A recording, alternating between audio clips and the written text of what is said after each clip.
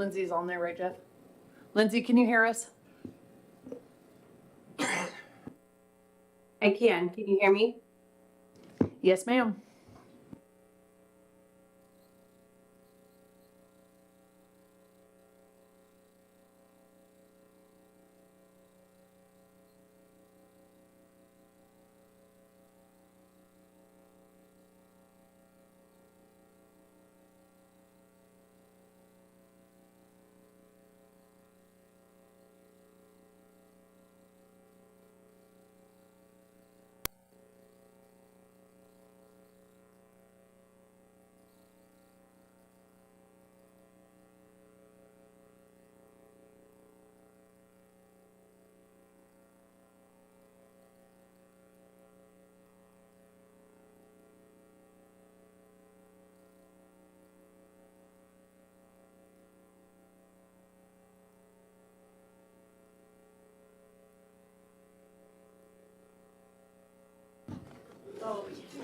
Okay, good evening, everybody. Welcome to the Newcastle City Council special session. The time is 6:30 on November 5th.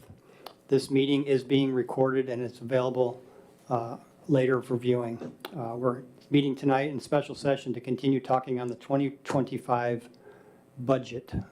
City Manager, go ahead and take it over. Thank you, Mayor. Good evening, Council. Just pulling it up real quick.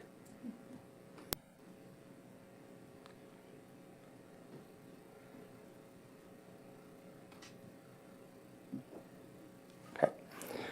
I'm going to be about 30 seconds, and then I'm going to hand it back to you. With talking as a council and talking with a few of you individually, as we talked about before, really I think our discussion is down to two items. The COLA for non-represented staff and whether we want to take or bank the 1% on the property tax. And just to make sure those numbers are in front of everybody, the impact of the 2% cost of living adjustment for non-represented staff on the entire budget is just under $39,000, and the impact on the general fund is about $29,500. For the property tax, our revenue with the 1% increase would be $548,609. The levy rate with the 1% would be 1.1057. Without the 1%, the revenue is $6,485,737, and the levy rate would be 1.0951. We've made some fairly basic adjustments from preliminary to date, and those are summarized in the memo. Primarily just updating the property tax revenue with new construction numbers that we received as we go along. Generally, we get these every couple of week updates from King County Assessor's Office, and so that's where those updates come from. The updated numbers for admissions tax, and then lowering the other financing sources on the revenue side, and then just some adjustments to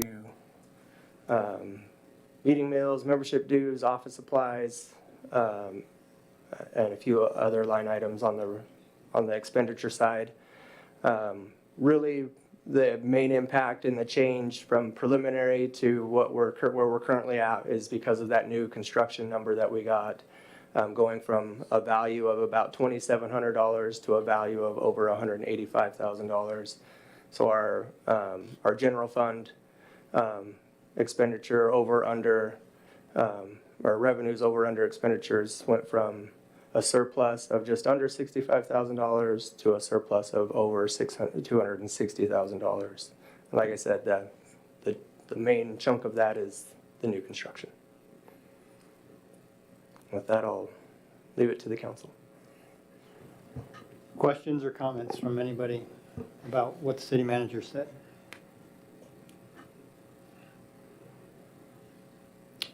So we should have met at 6:50, right? Go ahead, Deputy. So basically, if we remove the 1% property tax, 154,000 is the revenue for 1%, if we bank it. If we bank the 1%, our total would go down about $62,000. Just $62,000, yeah. Our total revenue would go down $62,000. So I just want to discuss that with this council today, is are we willing to bank the 1%, given that this year we have the budget to do that? Just give a little relief to our citizens. We are not going to do anything with the 2% COLA and all, we're keeping it as is. So if the staff can get, let us, this is our only chance to bank it. It's not like we are not going to charge them. We can do it next year because it's going to be banked. Again, depending on what the next year's budget is, we can bank it further or use it. But then it would be a good time to at least give them a little relief. That's my proposal. If everybody agrees to that, then we can ask them to kind of make a change to the budget. Just the 1% we are asking. Any other thoughts on that? I mean, we will be talking about this later. We have a public hearing on it, but initial thoughts, so we can save time later.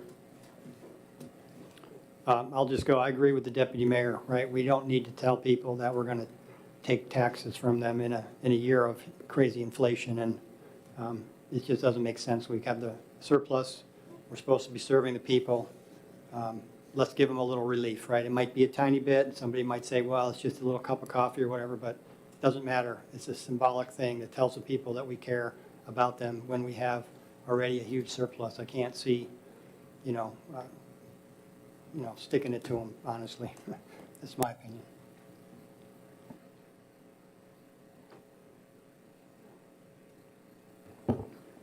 I've thought a lot about this, and I think for me,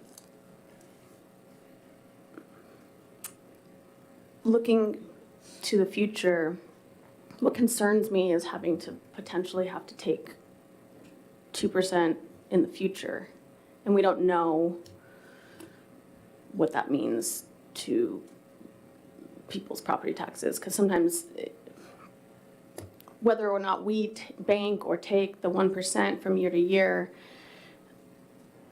really doesn't have a huge effect on property taxes. What has a huge effect is the assessor. And I am concerned at the idea of having to take 2% next year. And I think best practices says to just take the 1% every year. And so that's where my head is at right now. So I'll ask the city manager maybe to chime in, but there is no requirement that we take 2% next year. So we could just never take, we could bank for 15 years and then eventually maybe just take 10 years from now. So it's important to understand that we don't have to take 2% next year. It's in the bank. That's what, so that's clear, everybody. Go ahead.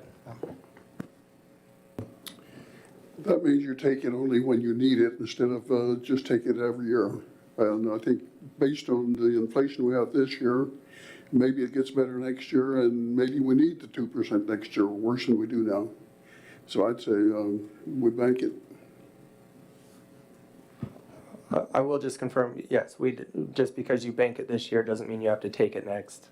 I've been in cities where they banked it several years in a row. And you don't necessarily have to take, if you're going to take your bank, if you have banked capacity, you don't necessarily have to take all of your banked capacity at once either.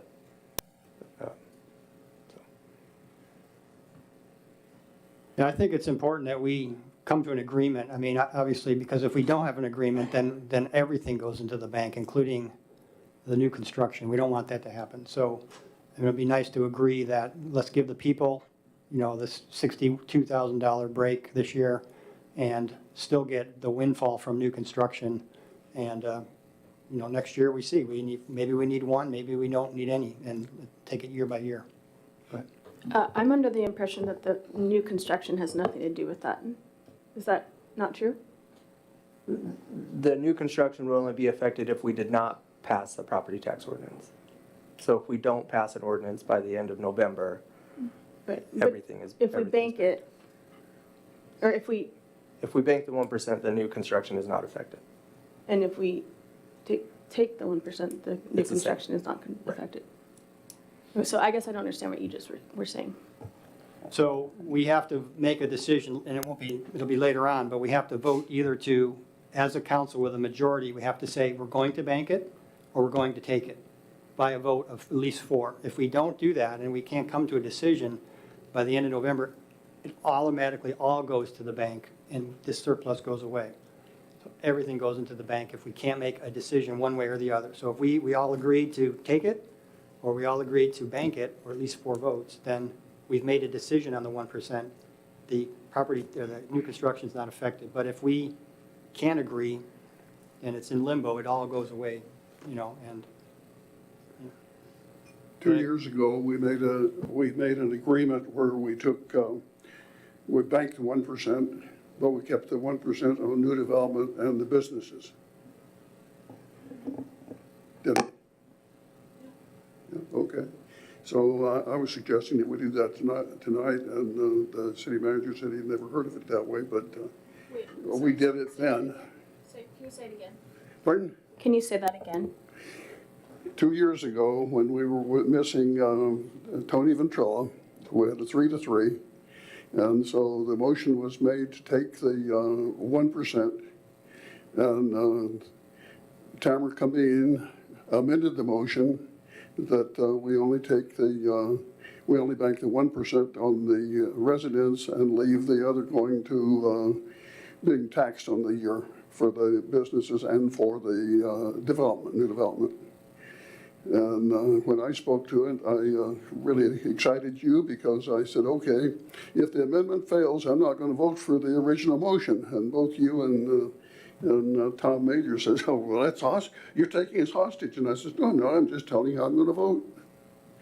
And so the amendment passed, so we didn't take it on we banked it on the residents, but we took it on the development and the businesses. Okay. So I'm fairly confident that even if we passed it that way, that's not the way that we fill out the documents that are required from King County. So we might have taken less, but it wouldn't have been separated out from residents and businesses. Well, okay. There's not a way to do that. The finance director at the time said he could do that, but Yeah. it was a little I different. don't recall Our that. current finance director is I advising know that we otherwise. banked it one year, but I don't think there was any difference between Yes, there was. residents and businesses. You can't do that. Well, this was- so could we get maybe Lindsay to weigh in here? Or what's your thoughts, Finance Director? Yes, thank you, Mayor Clark. So the information we give to King County after passing an ordinance is the total levy that we would like to have for the next year. They take that amount and then our final assessed value to determine the levy rate and allocate it equitably among everybody in Newcastle based on assessed values. Okay, so there's no way to say this is business money, this is resident money then, really? There is not. King County looks at Newcastle as a whole as Right. far as the assessed Okay. value goes. All right. well, then let's split it, new development and residents and whatever. You can split it that way, right? You know, so Lindsay can repeat it if she'd like, but what Lindsay just said is that we decide on a total assessment amount. That's all we get to decide. We don't get to decide how it's allocated. That's not something that King County allows us to do. So for example, we could say the 62,000-ish is for the 1%. We could say we're only going to bank 50,000, or we could make up a number, right? And we could do it that way, correct? I think so. I'll let But Lindsay I'm not correct me. suggesting that. I'm Right. just saying that's what that's kind of what Councilmember Griffin is getting at, is we could take a lesser amount, assuming part of that would be businesses, but Right. we're kind of guessing. So the 1% limitation is a limitation. Right. We can bank all of the 1%, but I also think we would have the option to to take something less than 1%. Right, okay. All right. Any other comments? Go ahead. I'll just say on the record, I know this is what you're getting at. I think that I'm going to vote to take the 1%. Because that's best practices. We are looking at a very large deficit next year, and I think it's better to do small increments over several years. Then I know we don't have to take 2% next year, but we're going to need to, looking at the numbers.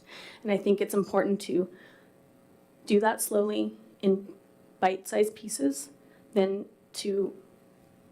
the break that we'd be giving is really not much. And I don't think it's the right thing to do. And so I'm in favor of taking the 1% this year and likely taking it next year because we have issues in the out years.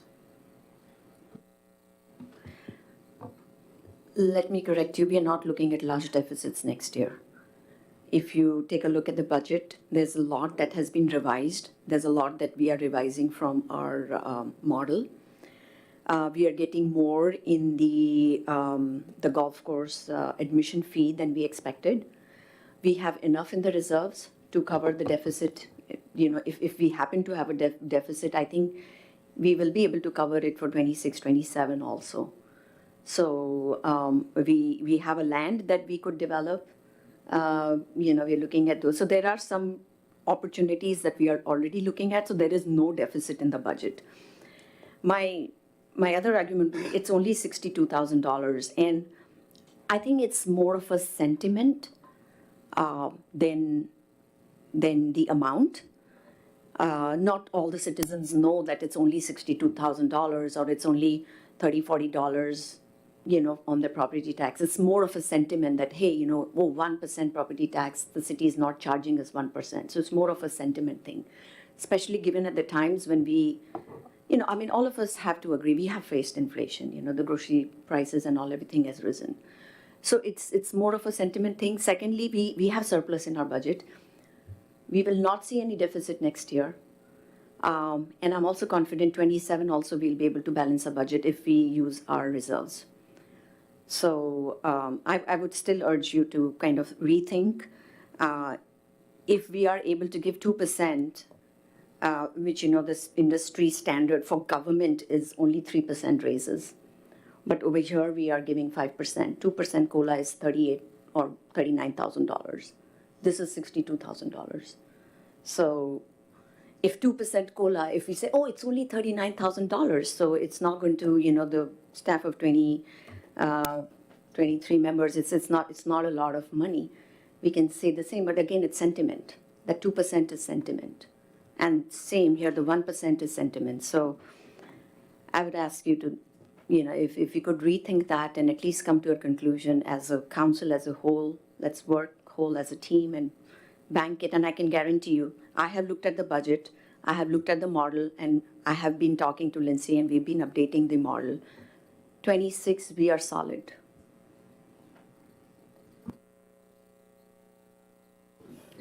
Other comments on this topics before we conclude the study session? Anybody else comments on the things that the city manager mentioned? We will be obviously discussing the property tax after the public hearing again later on. Okay, seeing no other comments, we now conclude the study session. We are in recess until regular meeting at 7 o'clock.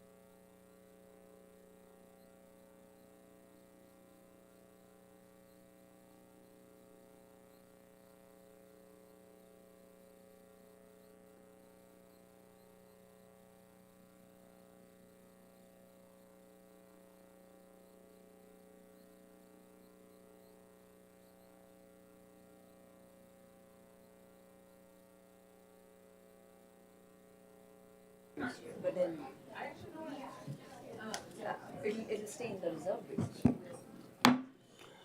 Good evening, everybody. Welcome to the Newcastle City Council for November 5th.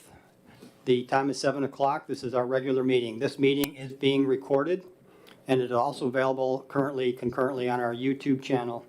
My name is Mayor Clark. Please rise and join us in the flag salute.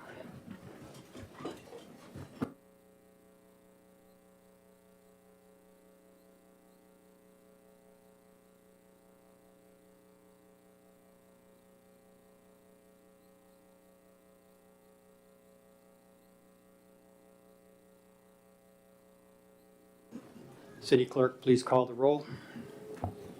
Councilmember Burford. Here. Councilmember Sherlock. Here. Councilmember Griffin. Here. Councilmember Charbonneau. Here. Deputy Mayor Lacotia. Here, And Mayor Clark. Here. All here, Mayor. Thank you, City Clerk. Before we go any further, City Attorney has a word for us tonight on our elections.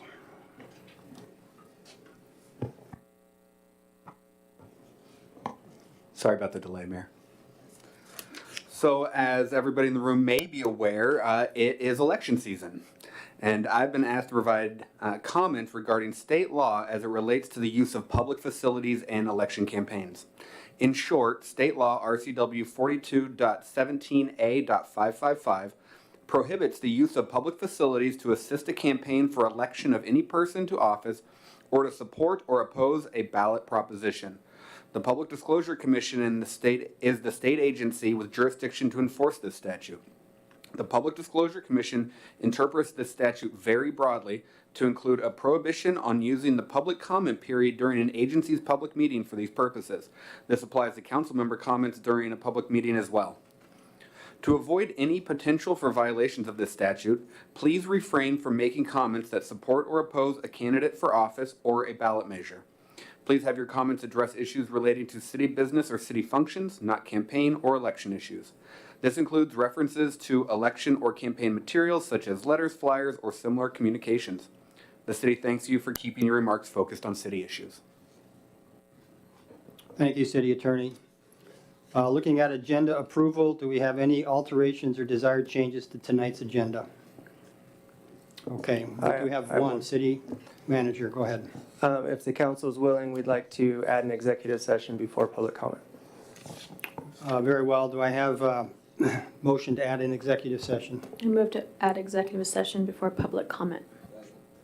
Okay, it's been moved and seconded to add an executive session. So for members of the public, this was not on our original agenda. This has come up, so there will be an executive session this evening to discuss with legal counsel pending or potential litigation pursuant to RCW 42.30.110 subsection 1, paragraph G.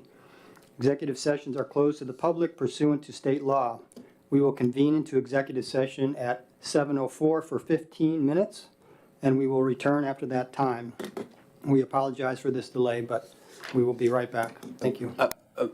Mayor, just one clarification. I apologize. It would be subsection I. I believe there's a typo on the paperwork. Thank you. Okay. Okay, we'll be back.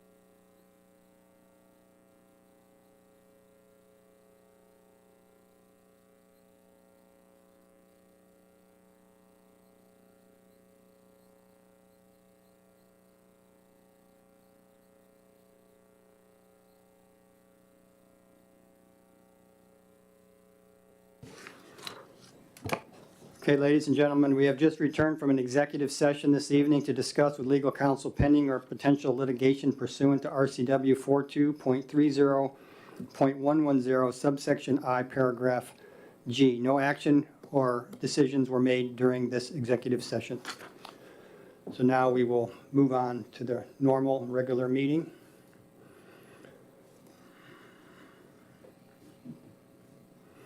Okay, next up is public comment.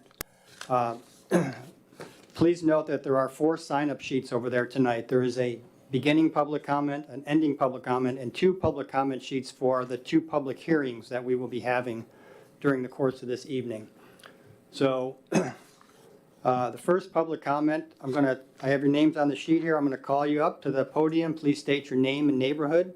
You'll have 3 minutes to speak on whatever issue it is you'd like to speak about, and then the buzzer will sound when the 3 minutes is up. We ask you to conclude your comments at that time. Okay, so first up, Sarah Goodman. Come on up, Sarah.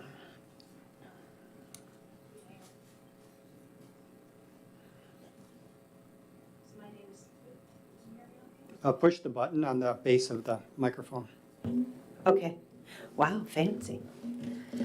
My name is Sarah Goodman, and I live in the Winfield Ridge neighborhood on Southeast 85th Street. And just wanted to have another opportunity to speak to the city council. So I am here to share my deep concerns regarding the proposal to connect Winfield Ridge, which is Southeast 85th Street, to White Hawk, which is down below via 113th Avenue Southeast. As a long-term resident of Winfield Ridge, I am asking the Newcastle City Council to reconsider this connection for the sake of our community safety, character, and cohesion. Winfield Ridge was designed as a closed, quiet neighborhood ideal for children and families. Our cul-de-sac is at the heart of our community. It's a place where children play, they ride bikes, they play basketball. We have a neighborhood basketball hoop. Neighbors gather, and families feel safe. Turning Southeast 85th Street into a through street will turn this safe space into a high-traffic shortcut, especially given Newcastle's growth and the convenience of our neighborhood would offer to drivers heading down to I-405 down below. Modern navigation apps like Waze will quickly direct traffic through Winfield Ridge, creating a constant traffic flow and increasing the risk of accidents and making it unsafe for our children to play outside, which they regularly do. This also introduces an increased risk of crime. Currently, our neighborhood's single entryway serves as a natural deterrent. We know all of the cars in our neighborhood. We see people going in and out. If there's somebody who comes into our neighborhood and we don't recognize the car, all of us moms are immediately texting each other, hey, do you know who that car is? Or is that a friend of yours? Maybe you could ask them to drive slower for the kids. Changing the street will ruin that ability to keep our kids safe and our houses safe, especially with the quick access to 405 down below. If somebody wants to hit a house, they'll quickly be on 405 and on their way. Our community has thrived for 20 years as a close-knit neighborhood. All the neighbors know and support each other. We hold neighborhood potlucks, Halloween parties, kids' birthday parties, and community events in our cul-de-sac. The connection is rare, and the proposed through street will disrupt it by bringing a constant unfamiliar traffic through our neighborhood. Well, it's going to destroy our cul-de-sac. It won't be there anymore anyway. Winfield Ridge's quiet, family-friendly environment is a primary reason why so many of us invested in homes here. Increasing traffic will negatively impact our property values by erasing the qualities that attracted us to the neighborhood. Additionally, the proposal goes against the Newcastle land use goal of LUG3, where it says the city should strive to preserve the existing character, scale, and neighborhood quality as new development occurs. Connecting the neighborhoods negates this goal. It disrupts the character, scale, and cohesion. It will ruin the character, scale, and cohesion of our neighborhood. I urge the city council to honor the voices of the residents, your constituents, who you work for, and who will directly be affected by this change. Our safety, security, and quality of life should not be sacrificed for a through street. Thank you. Thank you, Sarah. Next up, Janine Johnson.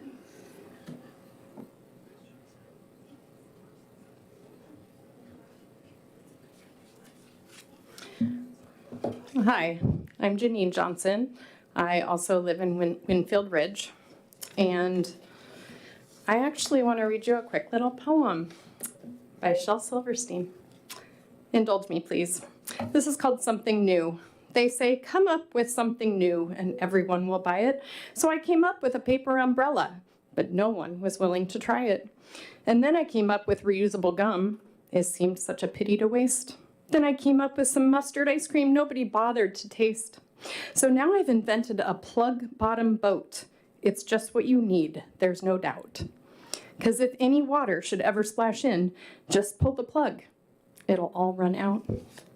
So you may wonder why I read that. The poem has something in common with the idea of this through street. 1, it's not useful. 2, it's not wanted.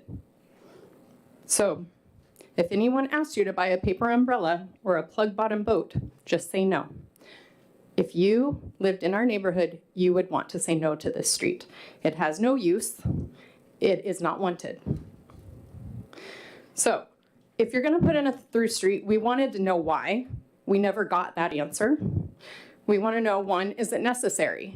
The city never demonstrated that benefit. 2, is it good? Who would it benefit? It doesn't benefit the homeowners. It doesn't benefit the wildlife corridor. It certainly doesn't benefit safety, crime, our children's environment where they play. So we still don't have an answer why. The developer did not want this through street. The city told them to put it in. The residents don't want it. So I come to you, I had a lot more to say, but I'm going to keep this shorter than what I wanted. I come to you asking to please collaborate with us and the developer to find some more creative solutions.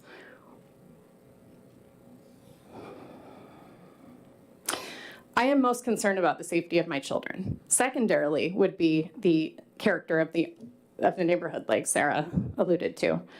My children play. We are the first house. It's a 13-house street, excuse me. So my 7-year-old rides his bike down the street, sometimes on the sidewalk, sometimes in the street, to the 12th house family. And they love to play. They spend time in the summer down in the forest area near the 13th house and up in the front near our house. That is all going to change. We do not have an issue with the development being put in or our street being widened. We're okay with that. We don't need a through street. So I urge you to please help us find a better solution. Thank you. Thank you, Janine. Next up is Micah Johnson.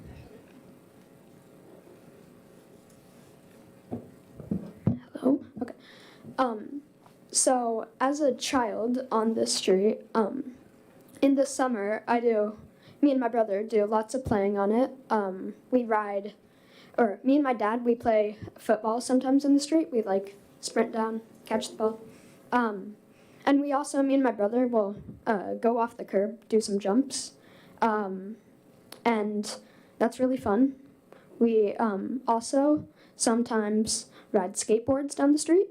And it was actually where I learned to ride my bike for the first time.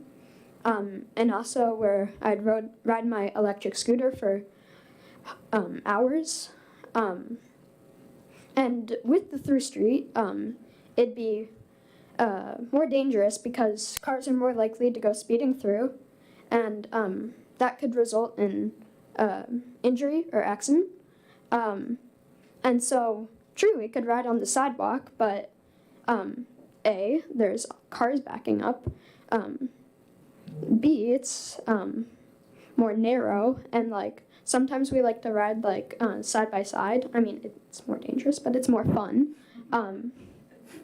And then also on the sidewalk, there's a lot of bumps, and sometimes especially scooters, the wheels are so small and they're you just trip all over and you fall down.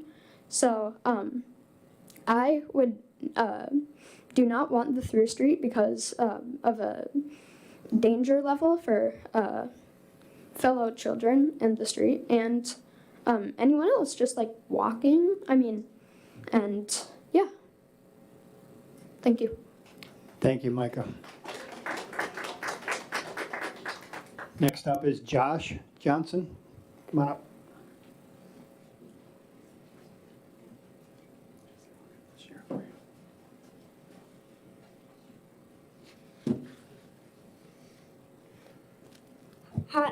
Hi, my name is Josh Johnson and I live on the same street as Micah Johnson as well. And the reason I do not want a through street is because so I can play with my friends and have fun in nature, and that I can ride down with my brother and have a lot of fun. And I also want to have birthday parties and stakeouts on the street. And during my 3rd birthday, I rode down on my bike all the way down. Thank you. Thank you, Josh. Next up is Dan Johnson. Yes, good evening. My name is Dan Johnson. I'm also a resident of Winfield Ridge. Really, ladies and gentlemen of the council, I mean, I'm here to echo and say, you know, what the previous neighbors have said and what the neighbors to come will say. I do want to focus in on a little bit on the lack of a traffic study. So this was small enough it didn't justify a traffic study. So I went this afternoon and I did some driving, did some calculating. Driving around different areas and different cut-throughs, my unofficial, but I am an electrical engineer, I will say, you know, my unofficial calculations are it's a 45-second to a minute reduction in time to use what this through street's going to do. That is significant, very significant. That didn't include traffic. I did it before school buses were on the roads. But it's significant. It's going to generate traffic, and as the apps and everyone else that has talked about, it's going to happen. And so as a part of that, and it's not just our neighborhood, there's other neighborhoods upstream going from Coal Creek that potentially there's going to be corridors of additional cut-throughs that are going to make sense based upon apps and people following what they're doing. That's the main thing I really get. That through traffic and putting a through street through a current dead-end road, there's a ton of issues with that.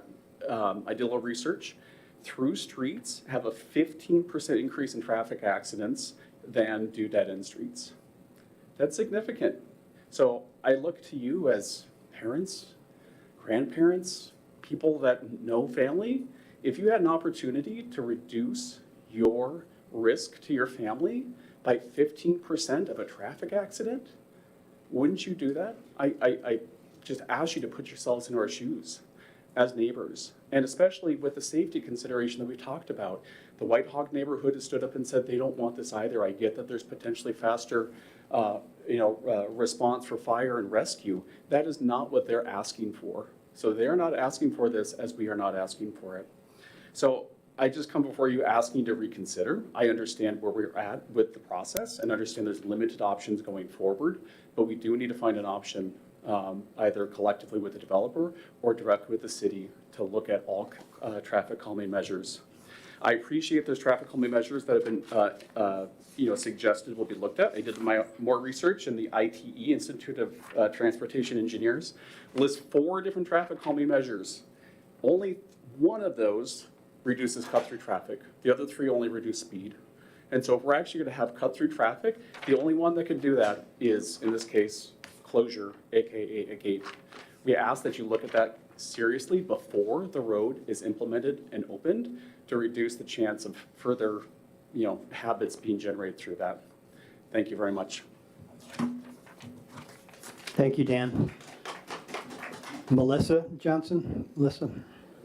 Hi, no relation to those Johnsons. There's lots of Johnsons. I don't want it to cut into my 3 minutes. Okay, Melissa Johnson, Lissa for short, live in Winfield Ridge. I had a chance to speak directly with the Terrain project manager, Zach Fensel. He explained to me how Terrain never wanted to build a through street and that the city of Newcastle is requiring it. He said it would be much cheaper to have 2 turnarounds, whether they be cul-de-sacs, hammerheads, or dead ends. He did say they are looking into a dead end or hammerhead. He then again reiterated to me how much it would make his life a lot easier to not build a through road. Why is the city of Newcastle requiring the developer to do something that no one wants? Additionally, the through road requires the removal of several mature old-growth trees, which I find especially disheartening when the city is planning on issuing a proclamation to, quote, protect our trees and woodlands, and, quote, encourage all community members to plant trees to promote the well-being of present and future generations, end quote. Additionally, I wanted to share a question I posed to the City of Newcastle back in 2022 when I asked how the residents of Winfield Ridge were to know our cul-de-sac was a temporary turnaround. I mentioned that this played a role in us buying our house. We noticed that 114th might be extended to the north, but never in no way, shape, or form was there ever a plan to extend 85th Street to the west down a critical steep slope, making a path to 405. Tyler Coyle responded to me, and I quote, I spoke with Public Works staff about the turnaround. A portion of the turnaround was built across Lot 10 in Winfield Ridge Plat as a temporary turnaround easement dedicated to the city. The plat note instructs the easement to be vacated when the road is extended, end quote. Reading this took the wind out of my sails, making me think that we had made a poor decision when buying our forever home, which I actually truly believe was the goal of the Public Works staff. However, it just occurred to me now, almost 2 years later, after realizing the city was never listening to us and never going to help us, to review the plat myself. The plat actually has a very different note. It reads, quote, note 14, the temporary turnaround easement shall be maintained until such a time as 114th Avenue Southeast is extended north or south and accepted as public right-of-way by the City of Newcastle. 85th Street was never intended to become a through road. The City Council and members of city staff that are present, please right this wrong and help the residents of Winfield Ridge stay safe by not allowing this through road. And at the very least, if you will not stop the through road, do not wait for a post-mortem traffic study, but mandate a fire gate be installed before the road opens to the public.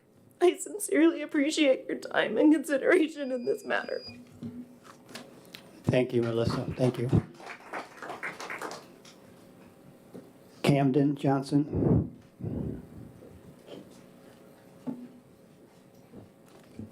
My name is Camden. I live in Winfield Ridge, and I want to have a fire gate because I want to have a safe place to ride my bike and have my birthday party like I have every year. And we had baby showers on our street, and we had treasure hunts, and also we had a movie night. And also my dad, my sister, and I went door to door passing out flyers, and we put a lot of time and effort into keeping our cul-de-sac. And also I want to see my little brother learn to ride his bike in the cul-de-sac. And also I play soccer and basketball in our cul-de-sac, and I want to be safe. Thank you. Thank you, Camden. Rella Johnson. Hello, my name is Rella Johnson. I'm 10 years old. I'm from Winfield Ridge. I am here to get a fire gate in my neighborhood after the development is done. I want a safe place for me, my brother, and my neighbors to have fun. I want to see my youngest brother, who is 3, grow up and learn to ride his bike in the cul-de-sac. I'm afraid that if my neighborhood is destroyed, he won't remember the cul-de-sac. I hope that if we fight, we can keep our neighborhood safe. Thank you. Thank you, Rella. Next up is Ken Kirkaldy. Ken? I'm sorry. It looks like a Ken. Excuse me. Kevin, sorry. I'm Kevin Kirkaldy. I live in the same area. I just have one thing to add, and a defining characteristic of Newcastle is the trails that are everywhere. And I run on the trails. I looked at a trail map this evening to see where trails are everywhere and where there are dead-end streets and cul-de-sacs everywhere. I don't understand the goal of making through streets anywhere in Newcastle. We have a great opportunity to make another trail down the road and make Newcastle more of what it already is. I'm a realtor, and I know that people put a high demand on cul-de-sac and dead-end streets for safety for their children, and the property values go up because of that.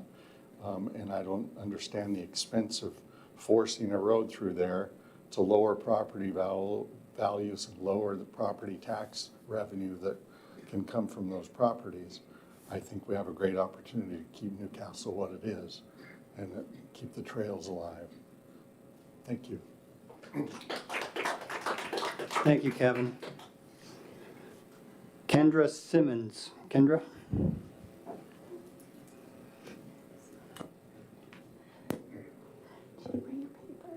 Okay. Good evening. My name is Kendra Simmons, and I live in the same neighborhood as everyone else on 85th Street, Southeast in Newcastle, Washington.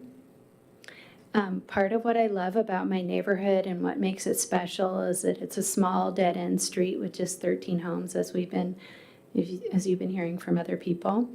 I know all of my neighbors, and we watch out for each other. My 3 daughters enjoy playing basketball and soccer and riding their bikes and skateboards safely on our dead-end street. So I am concerned about and against through streets from a safety standpoint.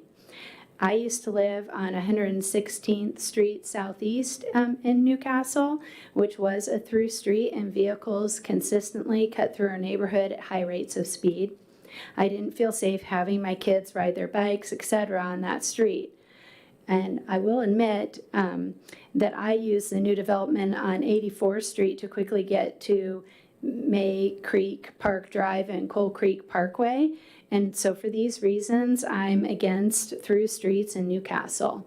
Thank you for listening to my statement and for taking my concerns into consideration. Thank you, Kendra.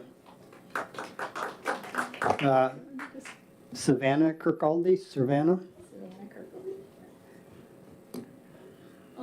So as my mom said, in our old neighborhood, we moved like a year ago, and in our old neighborhood, we couldn't really go outside and ride bikes or like do anything outside because there were a lot of cars through the street. So we would always have to have our parents come with us whenever we went outside. And so with this new neighborhood, it's been different because of the cul-de-sac. We were allowed to go outside and like do whatever we wanted outside without as much supervision because the safety was higher. And so I think with the through street, it would be like less freedom for us to go outside and do what we want, and that's why I'm against the through street. Thank you, Savannah. Adeline Kirkcaldy. Adeline? Okay, all right. Next up, Tam Kameen.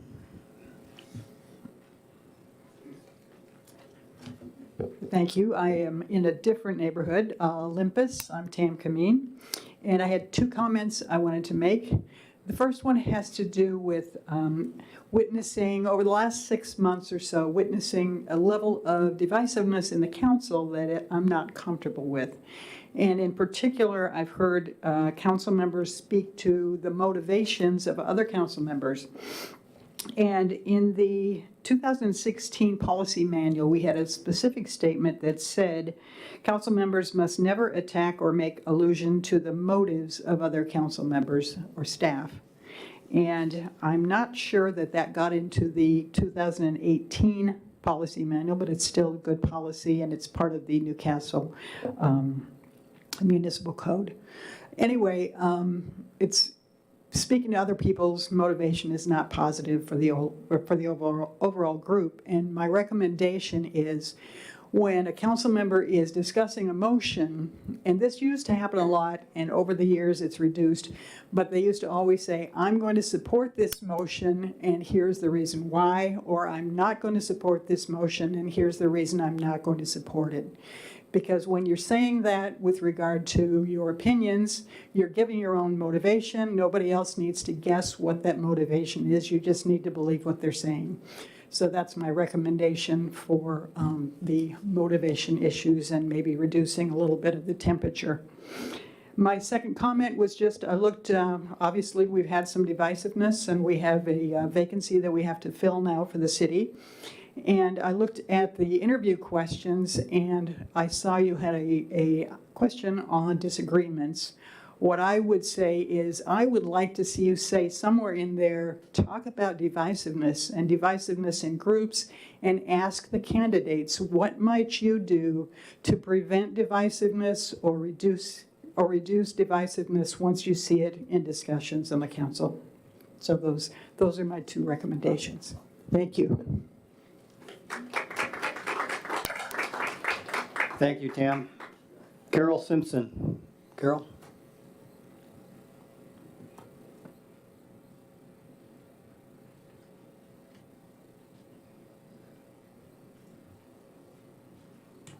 Good evening, council members. I've been Carol Simpson. I live in the Lakeview Apartments at Newcastle. I've been out of town for a while, so I'm catching up with some of the council meetings. First, I'd like to thank Councilmember Lakosha for bringing forward a proclamation to honor the Hindu community of Newcastle. I'm sorry that did not pass, but it was greatly informational to me and I learned a lot because I looked into it. Second, Bill Burris has been Scoutmaster for 30 years and recently retired. I'd like to congratulate Bill and thank him for his years of service to our youth and our community. I'm late to hear that Tony Ventrella passed away, and I wanted to express my condolences and thank him for his service on the council, although it was nearly just 2 years. And also Frank Aragon, who was a candidate. I always feel our city will be vital if we have people willing to run for council. And I congratulate and honor all those who run for council. And I encourage people to run to council. That doesn't mean I endorse them, but I encourage people to run for council. The more, the merrier. And Frank was a valuable member of this community. He was a mainstay of the 41st District Democrats, and he is missed. Thank you. Thank you, Carol. That is all the names that are signed up tonight for public comment. I want to thank everybody who commented, especially all of you from the Winfield Ridge development. I got to meet several of you when I came to visit, and it was, trust me, we are working to try to find a solution.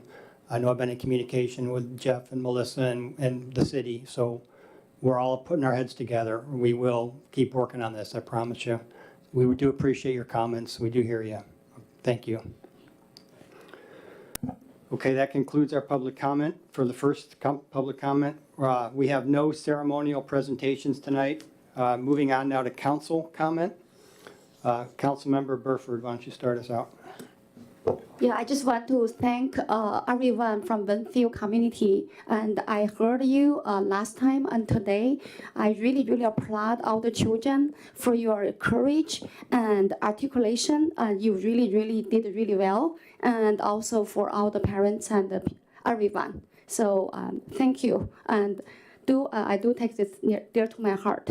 And also, I also want to just mention my deepest condolences to Frank Aragon, to his family, and to our former deputy mayor and the city council member Tony Ventrella.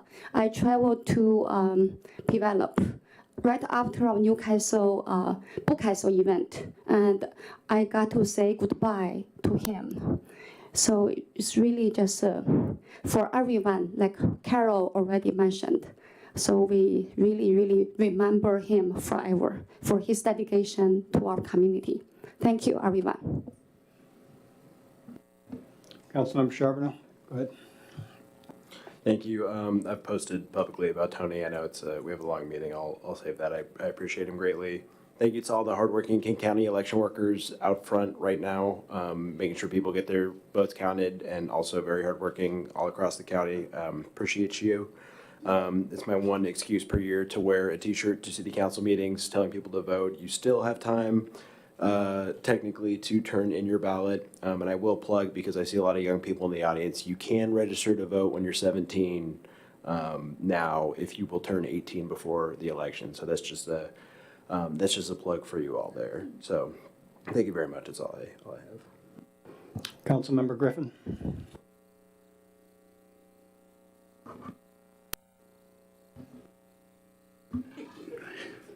Go ahead, do it.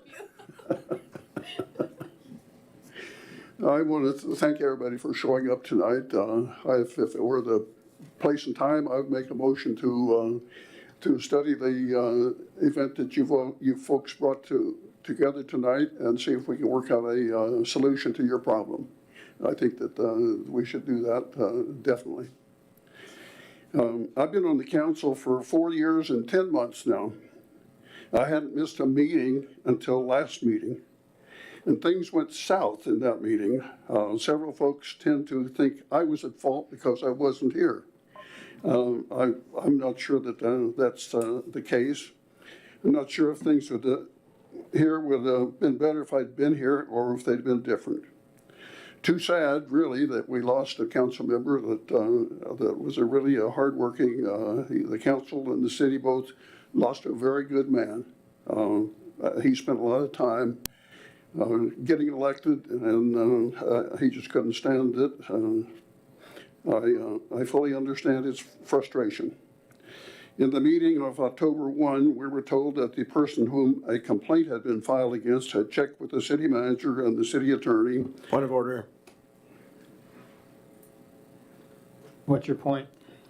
We're going to delve into the same topic that I called a point of order for last time, which is going to be already settled business. I'd like to move on for the sake of everyone here and for the sake of us doing business. There's no business going on at this time with the council. I will allow the council member to finish his comments.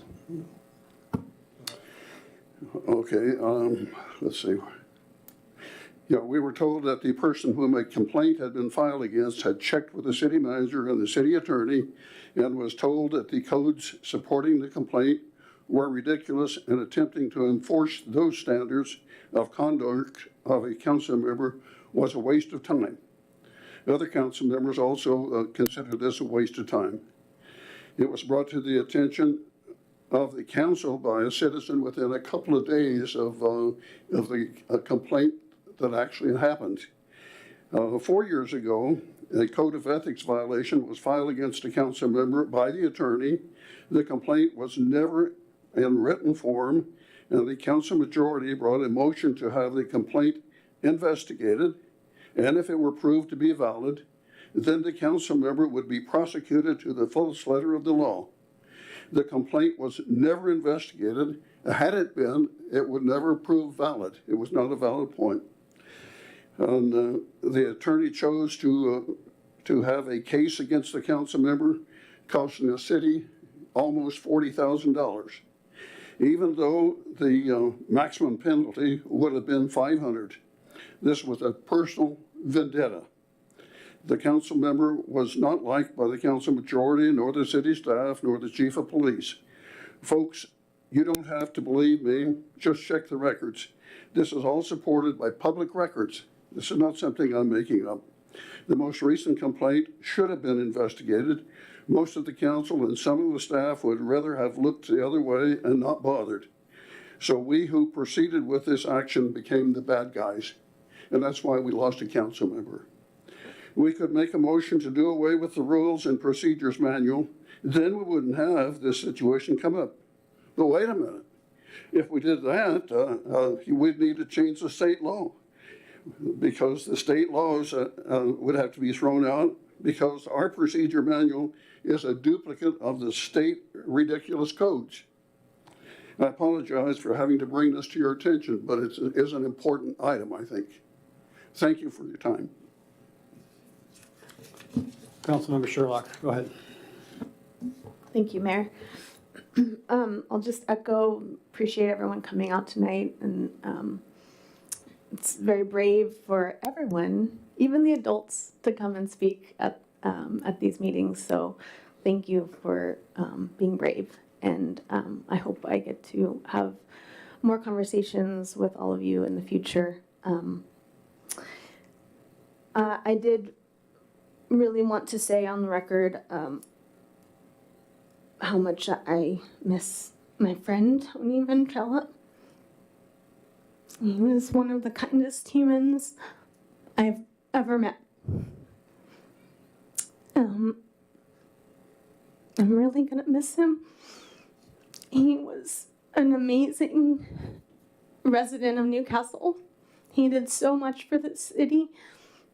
He just volunteered so much of his time. He cared so much for everybody.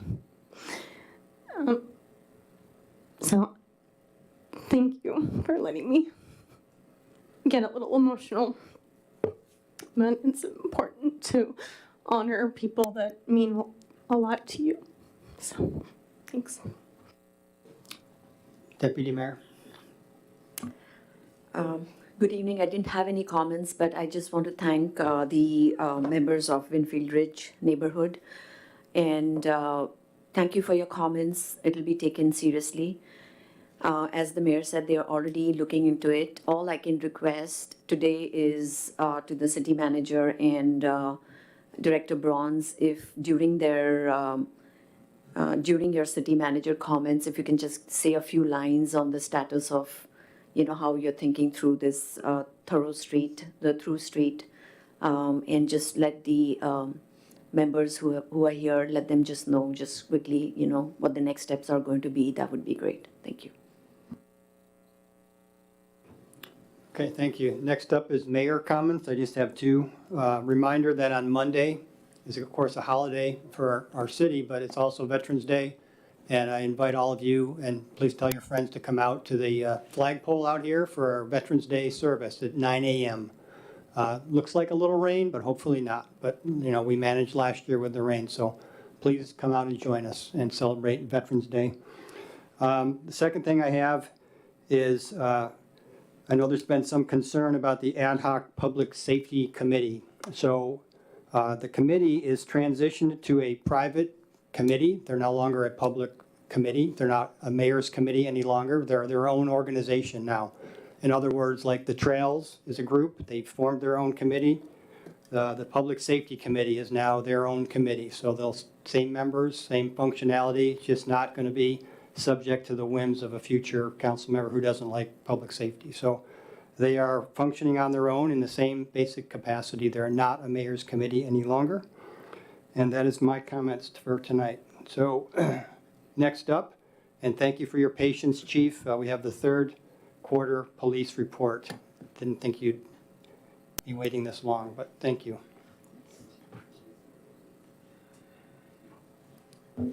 Thank you, Mayor. I'm Chief Steve Caggiero. This is the third quarter crime reports. Next slide.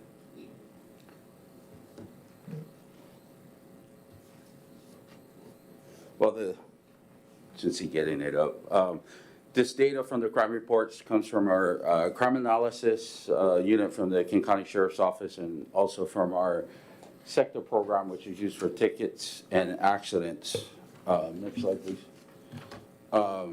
Crimes that are reported are in three categories: crime against persons, which is like homicides, sex offenses, kidnapping, and assaults of all different levels. Crimes against property, burglary, fraud, vandalisms, larcenies, and robberies. There's nothing there. Oh well, I'll just wing it. Crimes against society is drug offenses, prostitution, and like weapons violations. So first category is crimes against property. In 2022, there was 311 reported crimes against property. Last year was 319, and this year is 293 in the third quarter.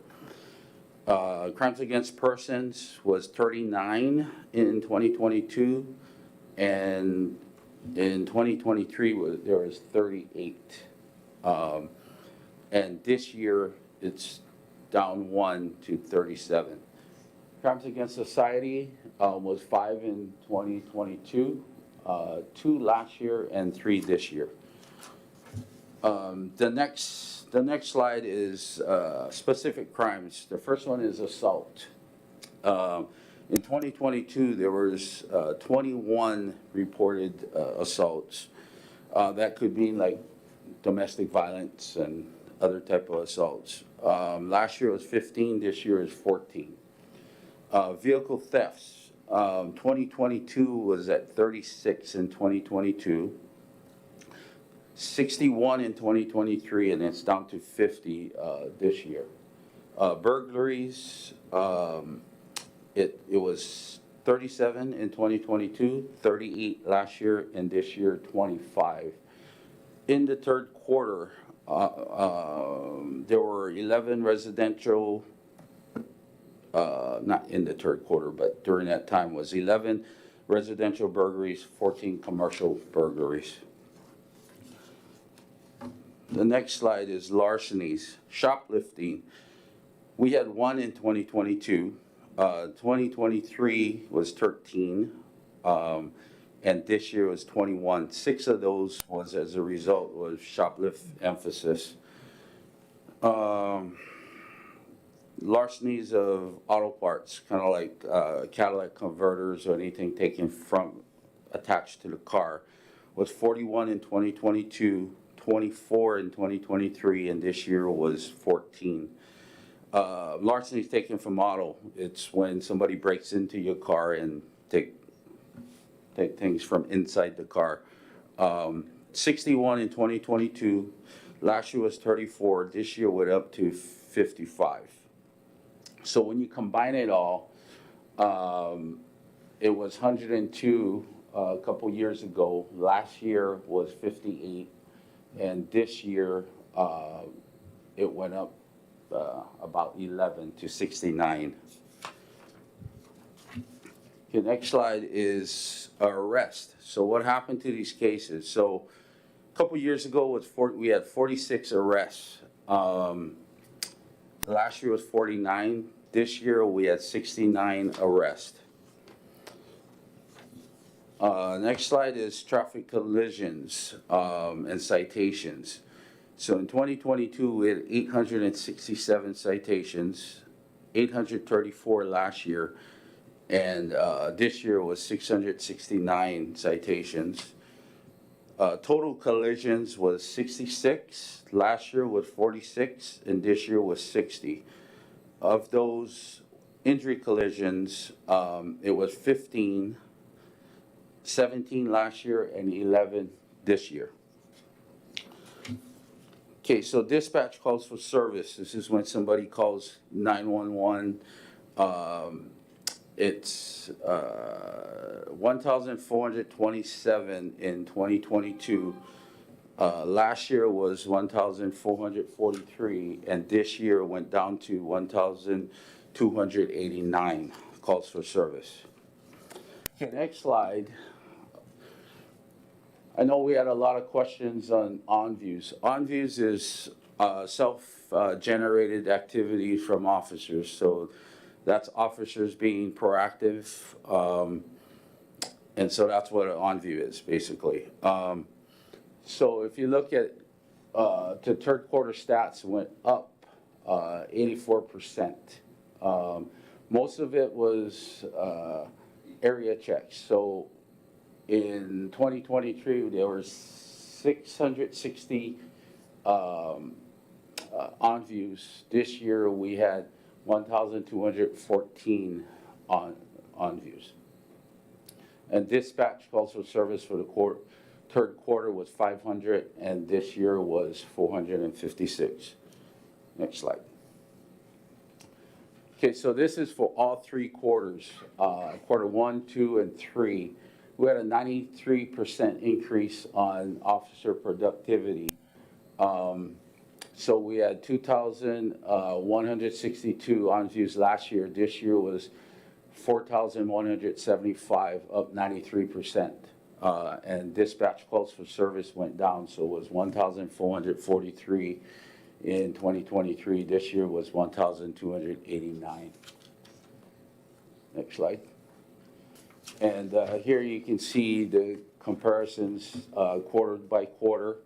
I'm not gonna go through all that, but, the types of on-views, area checks, 2,280. So that means officer drives through, say, an apartment complex. That's an on-view. They do a business check. In fact, I took the mayor on a walk along and we went to businesses and talked to the managers and workers there.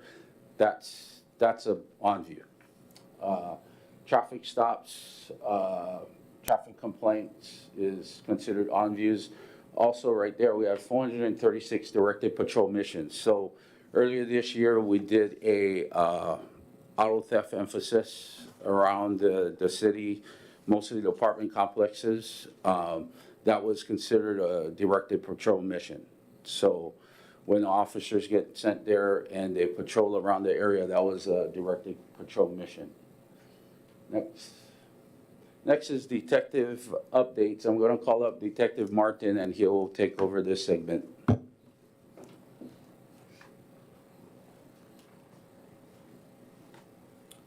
Good evening, Corey Martin, Newcastle Police Department. So the first case that was filed in the third quarter with some detective follow-up was a threats case. It stemmed from a disagreement between group of juveniles and a young adult male. The young adult male's mom showed up to defend her son, so she thought she produced a knife and threatened to kill the other two juveniles involved.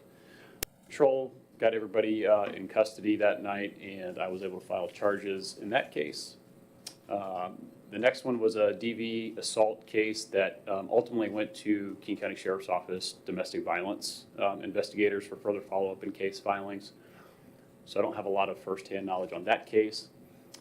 The third case was a residential burglary that I did some follow-up on in conjunction with detectives from the Bellevue Police Department in unincorporated King County. I wasn't able to develop probable cause to file charges in the case in Newcastle. However, information that was garnered through the investigation helped the unincorporated King County deputies file cases in their burglary, as well as the Bellevue case. Next, please. So this case is ongoing. I'm not going to go into a lot of detail, but essentially there was a truck that was stolen in unincorporated King County about 2 months ago. It was used in many crimes throughout the county, specifically in Castle Creek Apartments. They tried to steal a utility trailer that had a quad loaded in the back. The owner of that trailer and quad was able to retrieve his property. We put some information out through Flock, and Newcastle deputies were able to locate the truck once it returned to the city, locate it, get 2 people in custody. That investigation is ongoing and charges have been referred to the prosecutor's office. Next. Okay. Okay, this next section is just highlights of what we did as far as community engagement.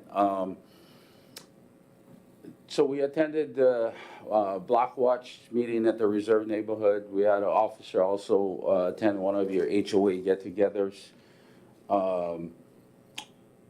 We participated with Burien and SeaTac Maple Valley Police Explorers at Newcastle Days. Next. Hazelwood Elementary. We're there at the school's fun run, walk to school, and harvest festival. As you can see, we're actually, that was a picture of us just walking, but there was actually a video of us actually running. But I'm not gonna make that public. Next slide. Okay, so in October, Detective Martin, myself, and other King County deputies, we participated in a barbershop with several members of the Public Safety Committee. The barbershop is just a space where community members and law enforcement can get together and talk about, I guess, police work and just get understanding and different perspectives. And in fact, tomorrow night is another one that myself, Detective Martin, and the Public Safety Committee is going to attend. Next. Eden Church had asked me to speak at the men's breakfast. So I went there, I think it was last month, and I just spoke about building relationships in the community and creating lasting impacts on people. And I gave the example of Detective Marquez. So when he was a Newcastle resident, took the time to talk to him, and basically his life changed, and he decided to become a deputy. So, next. Some training. First off, we got a grant from the Washington Auto Theft Prevention Authority, and myself and Detective Martin went to the Western States Auto Theft Investigative Conference in September. And right now, presently, our graveyard officer, Terry Wilson, is attending the King County EMT training. So he's doing, it's pretty involved, because I went to that couple years ago, and twice a week from September to December. Next is our Officer of the Third Quarter. We started that, was it fourth quarter last year. This year we given it to MPO Josh Charles. He kind of stepped up in the city to be one of the leaders, role models, and trainers to the new deputies. And he was also nominated for the Sheriff's Medal. I think you guys all saw him in the news in this past couple weeks for helping to save the person in the burning car in Newcastle Golf Club Road. So, next. Transfers in, we're getting Deputy Austin Gutierrez. He came back on November 1st. I think you guys all remember him. He was here earlier this summer. He left due to training, and now he's back. And I believe he's on TDA right now, but I think he's going to stay here permanently. So, thanks. What's next? Battle of the Badges. We have a holiday light competition. This is between all the different police agencies around the region. We compete for, I guess, bragging rights and a trophy. Last year we won the Holiday Spirit Award. So we partner with the Cub Scouts, Regency Newcastle. This year Eden Church is coming on board, and some other community members. It will be December 14th at 5:30 p.m. at the Renton Community College. This year it's a walkthrough event, so it's a lot easier. Come by and check it out if you guys can. Thanks. Okay, any questions? Anybody have questions, comments for the chief?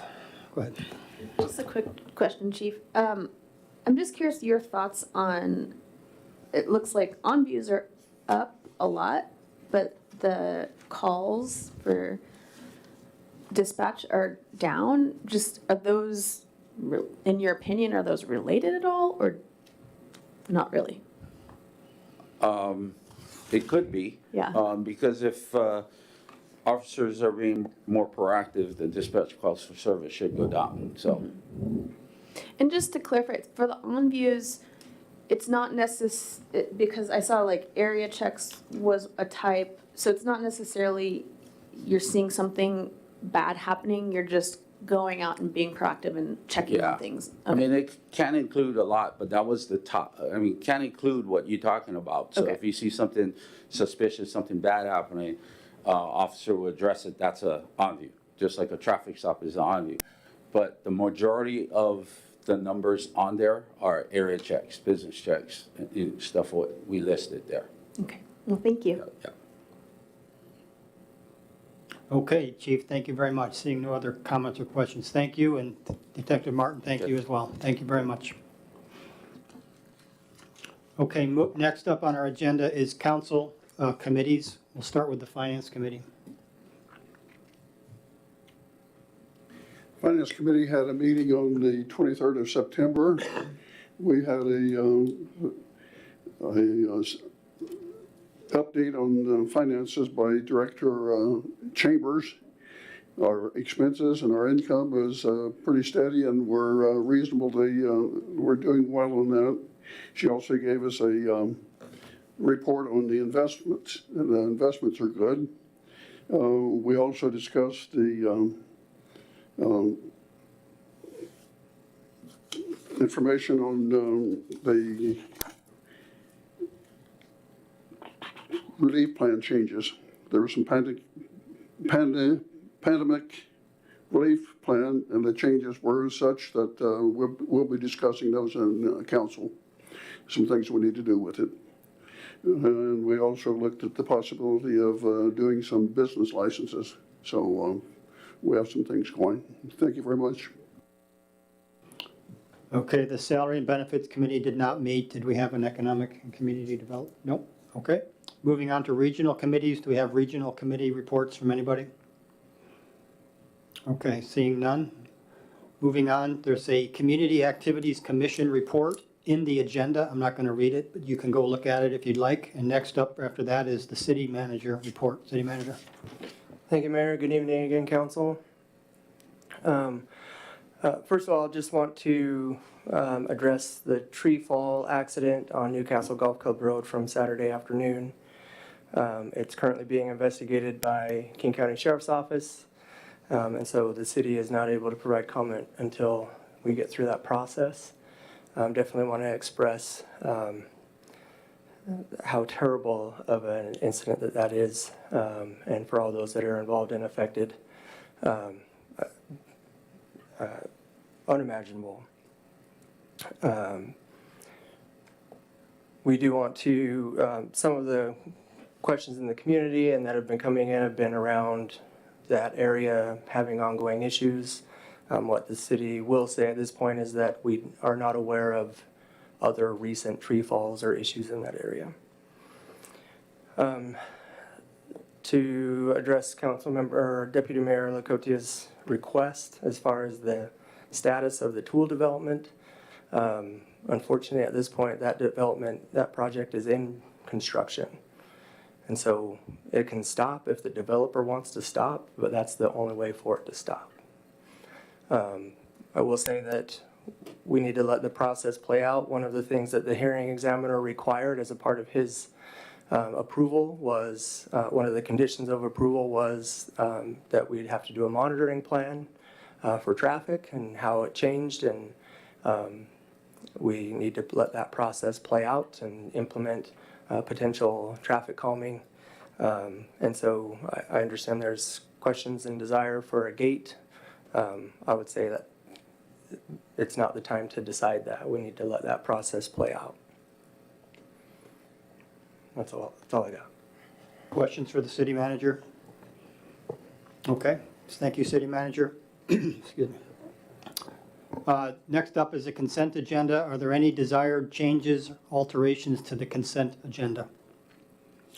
Okay, seeing none, the consent agenda is approved as written. Excuse me.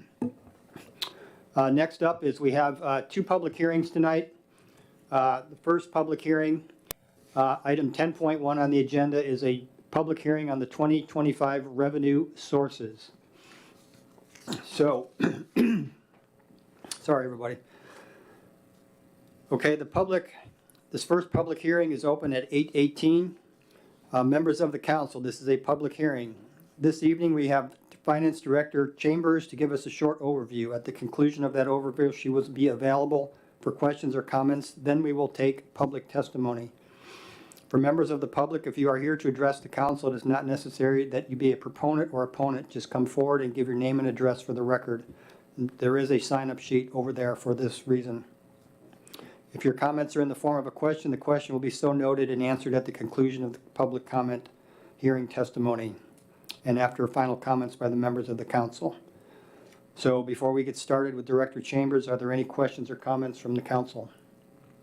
Okay, Director Chambers, go ahead.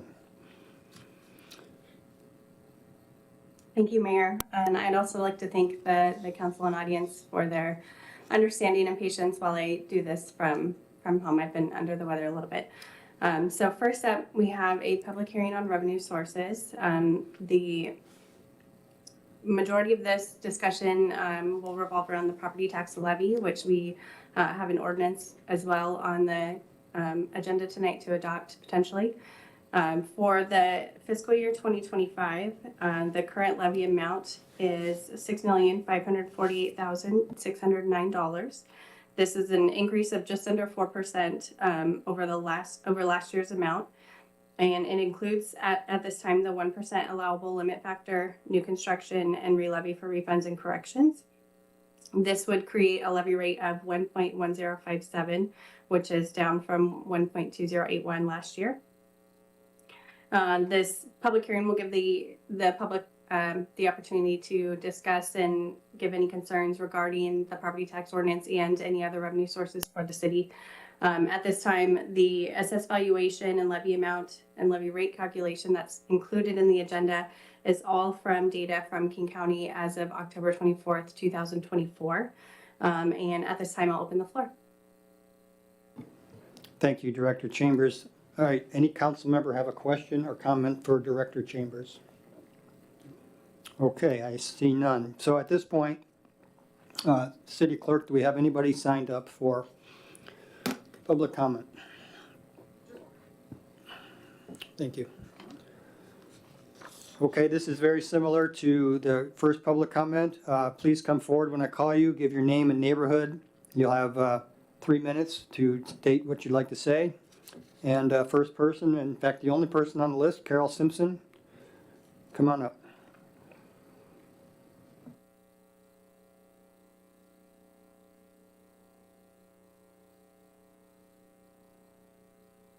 Carol Simpson, I live in an apartment. Taxes always go up. I've heard this statement by Mayor Clark at least twice. The statement is misleading and can be true and false. While the amount of property taxes collected by the city of Newcastle goes up year over year, council members and most homeowners' city property taxes went down in 2024, even with the 1% increase taken in 2024. For most homeowners, the city of Newcastle property taxes went down and their total tax bills went down in 2024. This decrease was due to the decreased property valuations in 2024. That's a fact. That's true. If you really want to reduce taxes, simply reduce the amount collected by the city. This is a simple motion to alter one number in the ordinance. All you have to do is make a motion. I want to reduce taxes. The city proposed 2025 budget revenues exceed expenses by over $260,000. This is unprecedented. You have a lot of leeway to reduce the levy amount. The increased property values, which went up substantially this year over last year, are hitting homeowners hard this year. I have run the numbers, and even if the levy were reduced by $260,000, your Newcastle property taxes would still go up. The 1% property tax is not needed. Property taxes are going up this year regardless what action you take. Please decrease the pain a little bit. Remove the 1% increase from the proposed levy and bank it for a better year when our property values level out. Thank you, Carol.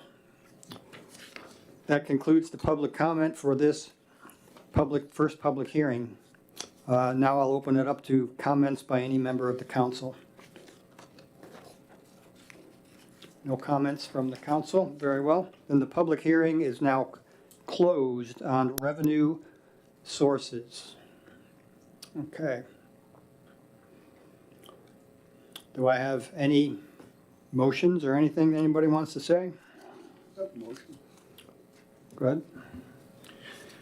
I move the adoption of the adoptive of ordinance 2024-666 setting the ad valorem tax levy for the 2025 fiscal year without the 1% increase. Second. Okay. We have a motion on the floor to move to the adopt ordinance 2024-666 666, setting the ad valorem tax levy for the 2025 fiscal year without the 1% increase. Councilmember Griffin, you want to speak to your motion? Yes, I think under the circumstances, we don't need an increase. We have, we're meeting the budget fine, and the inflation has affected the citizens of Newcastle, so I think we better not do it. Thank you very much. Deputy Mayor, you have any comments? Yeah, thank you. We discussed this during the study session. When the 1 year back, 2 years back, when we gave relief to the businesses due to COVID, we gave out, $400,000, $200,000 was the ARPA, and I remember I was able to find $200,000 from the REITs, but that was also given to the businesses as a relief. This year, budget looks fine. We have surplus in our budget. I mean, we can always use the money. Anytime we have extra money, we can always use it. But I think this is our chance to give this relief to our citizens. We've done it for the businesses. We've done it for, this is, it's a small amount. It looks like a small amount. Yeah, it's $62,000, but it's 1%. It's, again, I mentioned during the study session that, it's more of a sentiment. And I think it's totally fine. We might argue about, I remember 2 years back when there was a surplus, I believe there was like a 10,000 surplus in the budget.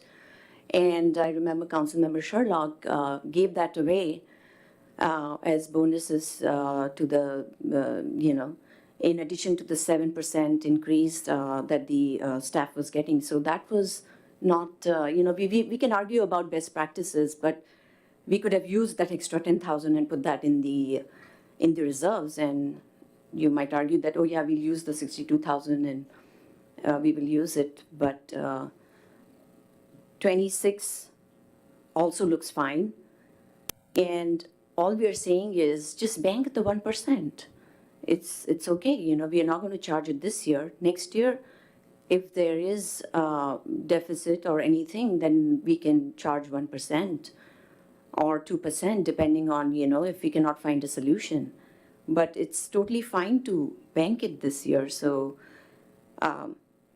if this 1% fails today, we are going to lose $185,000 also. So in order to save $62,000, we are going to lose $185,000 if this fails. And I would still urge to reconsider this 1%. And I would not be in favor of passing the budget also today if we are still stuck on this. I would not vote for the budget tonight. Any other comments on this motion? Okay, I just have one comment. I'll just echo what Councilmember Griffin and Deputy Mayor Lakota said. Inflation is killing everybody. Carol Simpson, gave a perfectly good argument and up here about why, we don't need it this year. And the rates change, and it may be next year things will change. But right now, we should be able to tell the people that we care about you, we hear you, we know you're suffering. Maybe it's just a little bit of money, but it's the principle of it, right? It's our job to take care of the people who are in charge of us, which is the citizens. So why not give them a break if we can give them this little break? And we're still gonna have a healthy surplus. We have a good looking budget for the next year and two. And, we put it in the bank. Maybe we need it, maybe we don't. But it's absolutely the right thing to do to take care of the residents. It's why we're up here, to take care of the people. So that's my comment. So seeing no other comments, we have a motion on the floor to move to the adoption of ordinance 2024-666, setting the ad valorem tax levy for the 2025 fiscal year without the 1% increase. All in favor, say aye.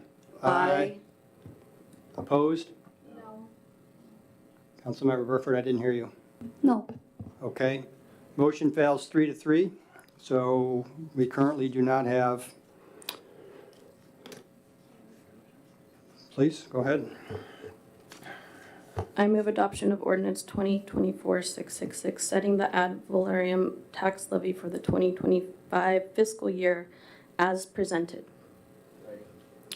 Okay, there's a motion on the floor to adopt ordinance 2024-666, setting ad valorem tax levy for the 2025 fiscal year as presented. You would like to speak to your motion? Sure, I'll say what I said during the study session. I'm in favor of taking the 1% this year and next year. It's the right thing to do. Yes, prices have gone up. They go up for the city expenses as well, and way more than 1%. And best practices says that cities should take the 1% increase every year. Most other cities do that. And the out years are not great. Next year, we're projecting somewhere around an $800,000 deficit in the general fund. And then the year after that, well over 1.5 million deficit in the general fund. And I just don't think that we should be, I think we should be consistent and take the 1% every year. It's the right thing to do. Councilmember Charbonneau, you want any comments? Sure. I think it's short-term thinking. I personally believe that to not take the 1%, I think we're going to face revenue issues in the future. I try to base my decisions that I make off of the greater context in the greater region. And when I look relative, representing us regionally, overwhelmingly cities take this 1%. Overwhelmingly city staff talk about taking this 1%. It's not even close. So I think it is best practices. I think it's a standard we should have going forward. I care about setting the long term, and we're going to need more revenue in the long term. And I think it's just a practice we should be consistent with. Any additional comments on this motion? I'll just add one more comment then. I'm sure other cities have a lot of practices that are maybe good or maybe bad, but if to say that we should do something because other cities are doing it is not focusing on what we need to do here in Newcastle. And I remember back in 2020, there was a utility tax. Remember that? We all remember that, right? What was going to happen if we didn't pass a utility tax, other than our heads were going to explode and the city was going to die, right? Well, we just had a huge surplus in our budget, and we still don't have a utility tax. So every year there's doom and gloom about next year. Now, things are getting better because we have an outstanding finance director who's, doing a heck of a good job. And so things have improved there. So I'm confident that the numbers are really good. But, we work for the people. We got to give them a break when we can, right? Why not? Why would we not want to give the people a break? And so we shouldn't be focusing on what other cities are doing. We should focus on our people that we're responsible for here in Newcastle. So go ahead, Deputy Mayor. I would just ask the city manager and our finance director, Councilmember Sherlock just mentioned the 800,000 deficit next year and what was it, $1 million plus some deficit following year. Would you endorse that? Do you believe that that is the deficit? Would you go by that number? Because I think it's very preliminary personally, but would you stand by that number? I think we have too many moving parts that are unsettled in the sustainability model to comment on whether that's a good number or not. So there is still chance that we could come out positive next year? I don't know. Yeah. So I think let's not quote numbers. And if we do not have the final numbers, let's not quote those numbers. And I think that would be misinformation. I'm looking at our budget book that was given to all of us. These are the numbers in our budget book. Yes, they change over time, but they're not going to change that much. You just said we have an amazing staff that are doing their job. They gave us these numbers. You can't just say, it's probably fine. I'm looking at red for the next 5 years after next year. So in the general fund. Those are just assumptions. We always have assumptions. 2 years back, 25 was looking negative. 24, 25 was looking negative. So again, those are assumptions. And then we got And they ARPA money. themselves are not ready to stand by those numbers. Well, we got ARPA money, then that's something you don't know is coming. But what we're looking Just at like- right here is, these are the numbers in the book that we've been given. But it's always changing. Okay, we have a motion on the floor to adopt ordinance 2024-666, setting the ad valorem tax levy for 2025 fiscal year as presented. All in favor? Aye. All opposed? No. No. Okay, motion fails 3-3.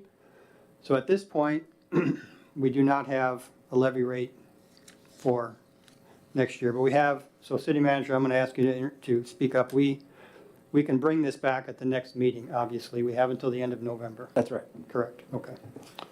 All right, so we're going to move on now to our second public hearing. Okay, item 10.2 on your agenda.